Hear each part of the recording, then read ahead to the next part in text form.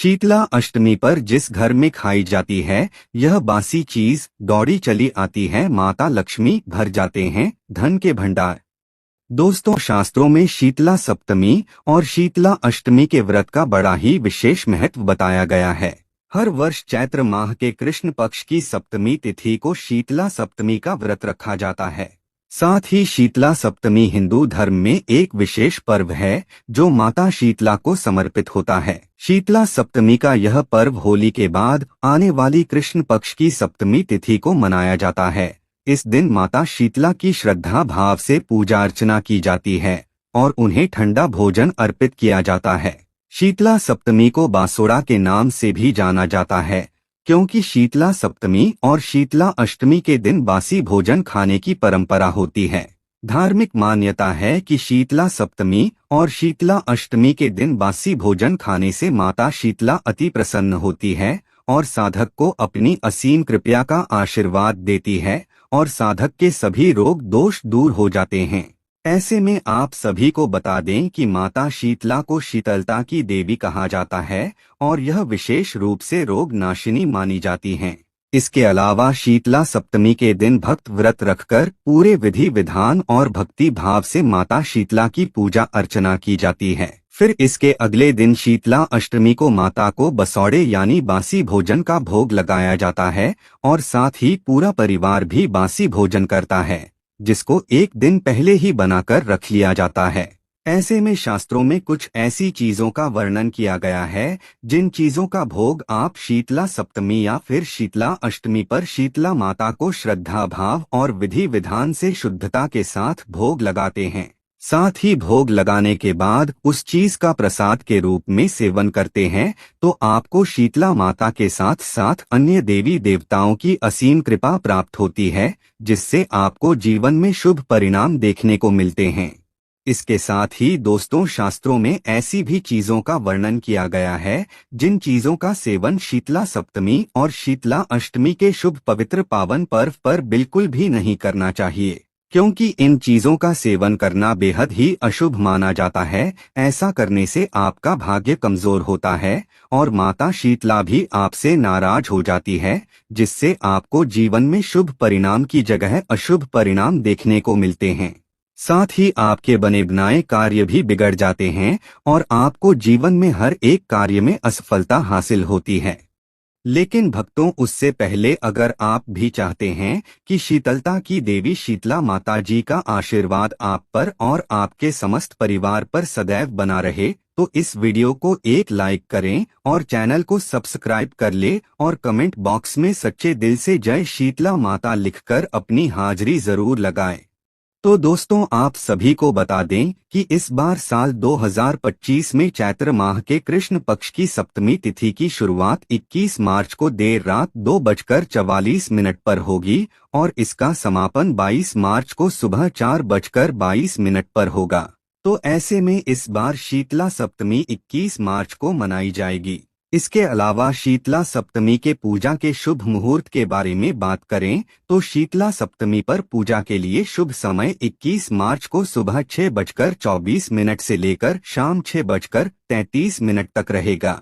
ऐसे में आप इस समय पूजा कर सकते हैं। ऐसा करना आपके लिए शुभ फलदायी होगा और माता शीतला भी आपसे प्रसन्न होगी।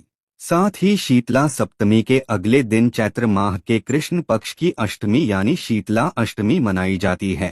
ऐसे में इस बार साल 2025 में चैत्र माह के कृष्ण पक्ष की अष्टमी तिथि 22 मार्च को सुबह 4:23 पर शुरू होगी और 23 मार्च को सुबह 5:23 पर इसका समापन होगा। ऐसे में इस बार शीतला अष्टमी 22 मार्च को मनाई जाएगी, यानी शीतला अष्टमी को बसौड़ा मनाया जाएगा। इस दिन माता को बसौड़ा यानी बासी भोजन का भोग लगाया जाता है और विशेष रूप से पूजा अर्चना की जाती है। इसके अलावा दोस्तों, आप सभी को बता दें कि इस बार शीतला सप्तमी पर कई शुभ योग भी बनेंगे। शीतला सप्तमी पर सिद्धि योग बनेगा जो कि शाम 6:42 तक है। इस योग में मां शीतला की पूजा करने से शुभ कामों में सफलता एवं सिद्धि मिलती है और रुके हुए कार्य में गति मिलती है। साथ ही शीतला सप्तमी पर रवि योग का भी संयोग है, इस योग में मां शीतला की साधना करने से आरोग्य जीवन का वरदान मिलता है और सभी रोग दोष दूर हो जाते हैं। इसके अलावा दोस्तों, शीतला सप्तमी को दोपहर 3:38 तक भद्रावास योग भी रहेगा। तो चलिए बिना किसी देरी के जानते हैं कि शीतला अष्टमी पर शीतला माता को किन चीजों का भोग लगाना चाहिए और किन चीजों का सेवन करना चाहिए। नंबर 1, पत्तों वाली सब्जियां। प्रिय मित्रों, धनिया और अन्य हरी पत्तेदार सब्जियों का सेवन करना शुभ माना जाता है। विशेष रूप से धनिया का सेवन करना माता शीतला को प्रसन्न करने के लिए किया जाता है, क्योंकि हरी पत्तेदार सब्जियां शरीर को ठंडक प्रदान करती हैं और यह माता शीतला की पूजा के लिए आदर्श मानी जाती हैं। इसके अलावा धार्मिक मान्यता है कि शीतला अष्टमी के दिन धनिया और पालक जैसी सब्जियों का सेवन करने से माता शीतला के साथ साथ अन्य देवी देवताओं की विशेष कृपा प्राप्त होती है, जिससे जीवन में शुभ परिणाम देखने को मिलते हैं। साथ ही घर परिवार में और जीवन में सकारात्मक ऊर्जा का संचार होता है और दाम्पत्य जीवन में भी खुशहाली आती है। नंबर 2, लौकी। जी हाँ दोस्तों, लौकी को शीतला माता की पूजा के लिए अत्यंत शुभ माना जाता है, क्योंकि लौकी की यह सब्जी हल्की होती है और शरीर में ठंडक बनाए रखती है, जो माता शीतला की शीतलता के प्रतीक के अनुरूप है। साथ ही धार्मिक मान्यता है कि जो भक्त शीतला अष्टमी के दिन लौकी की सब्जी खाते हैं, वे रोगों से मुक्त रहते हैं और उनके घर में कभी भी कलह क्लेश नहीं होता है, घर में हमेशा खुशहाली बनी रहती है। ऐसे में शीतला अष्टमी पर माता शीतला को लौकी का भोग लगाने के बाद इस सब्जी को प्रसाद के रूप में ग्रहण करने से विशेष पुण्य फल प्राप्त होता है। साथ ही ऐसा करने से शीतला माता की कृपा से साधक के रुके हुए कार्य बिना किसी अड़चन के पूर्ण होते हैं और हर एक कार्य में सफलता हासिल होती है। नंबर 3, कद्दू। दोस्तों, कद्दू को भारतीय संस्कृति में शुभता और समृद्धि का प्रतीक माना जाता है। ऐसे में शीतला अष्टमी के दिन कद्दू की सब्जी बनाकर माता को भोग लगाया जाता है और फिर प्रसाद के रूप में इसे ग्रहण किया जाता है, क्योंकि दोस्तों कद्दू में ठंडक होती है और यह शरीर को शांत रखता है। इसलिए माता शीतला की कृपा प्राप्त करने के लिए इस सब्जी का सेवन किया जाता है।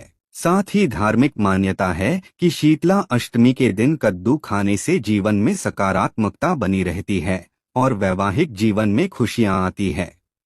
नंबर 4, तिल और गुड़।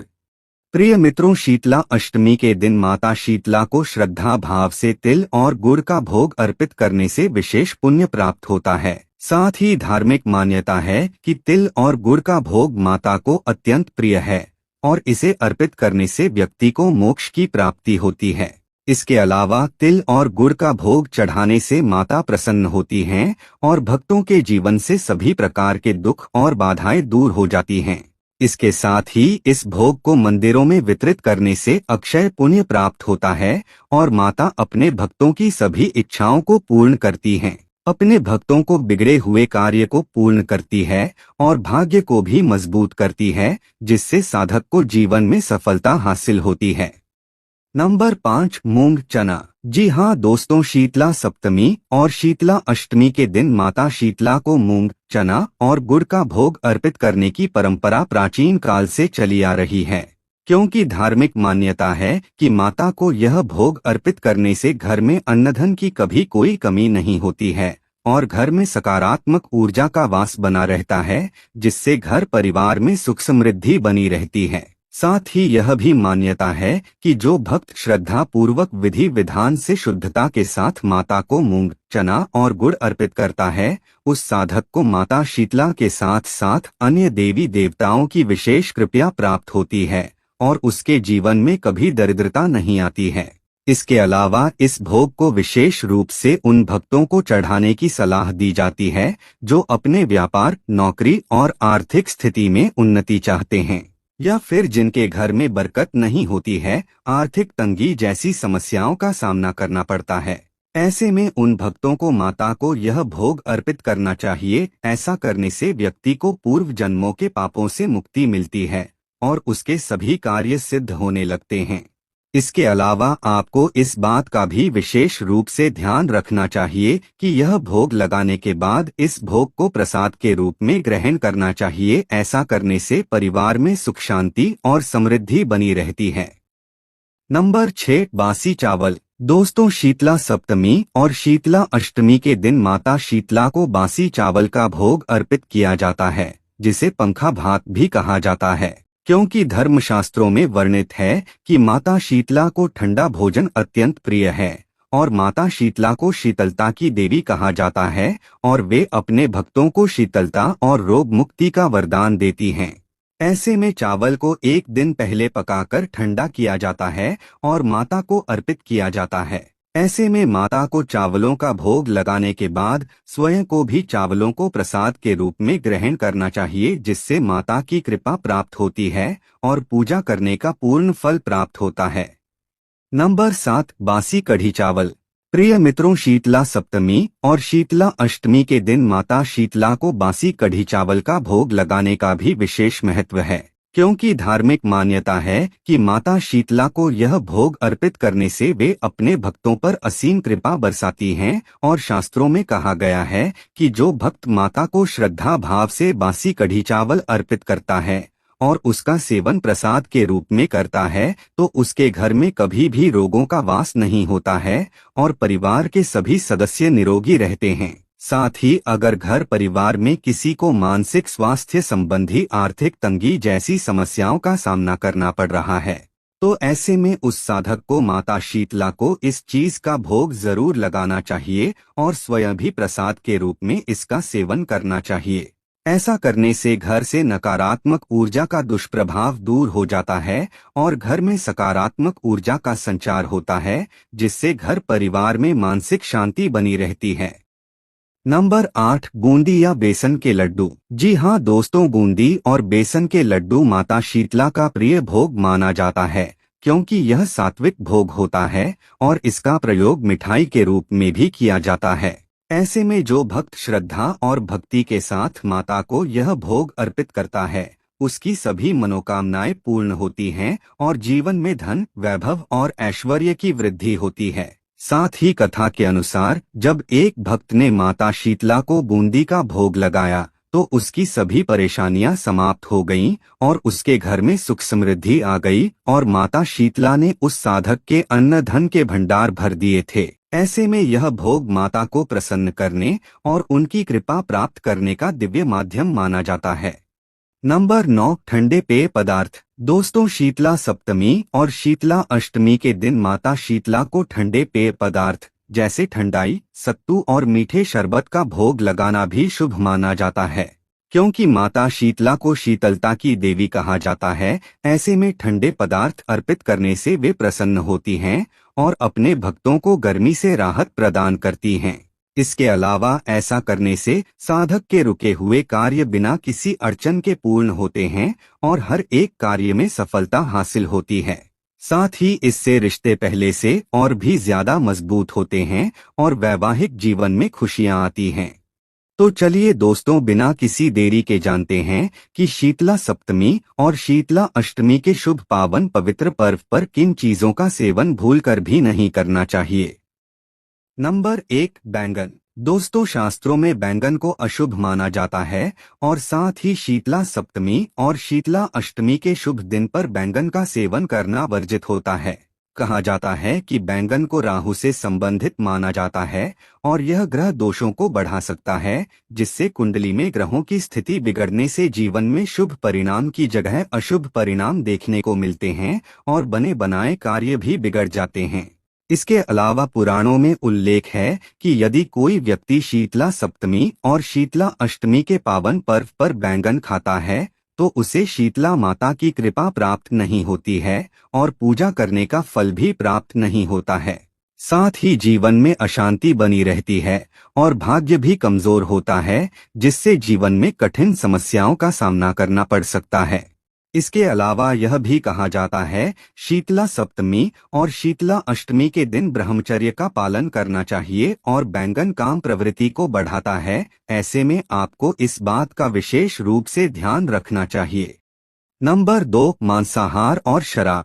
प्रिय मित्रों, जीवन में कभी भी मांसाहार और शराब का सेवन नहीं करना चाहिए। खासकर शीतला सप्तमी के दिन और शीतला अष्टमी के दिन इसका सेवन गलती से भी नहीं करना चाहिए, क्योंकि ऐसा करना अत्यंत अशुभ माना जाता है। साथ ही धर्मशास्त्रों के अनुसार शीतला अष्टमी का यह दिन शुद्धता और भक्ति का होता है, इसलिए इस दिन किसी भी प्रकार के मांस, मछली, अंडे और मदिरा का सेवन नहीं करना चाहिए। यदि कोई व्यक्ति इस दिन मांसाहार का सेवन करता है तो उसे माता शीतला की कृपा प्राप्त नहीं होती है और माता शीतला नाराज हो जाती है, जिससे उस साधक को जीवन में कठिन समस्याओं का सामना करना पड़ सकता है और जीवन दुर्भाग्य में बदल सकता है। साथ ही रिश्ते भी बिगड़ सकते हैं।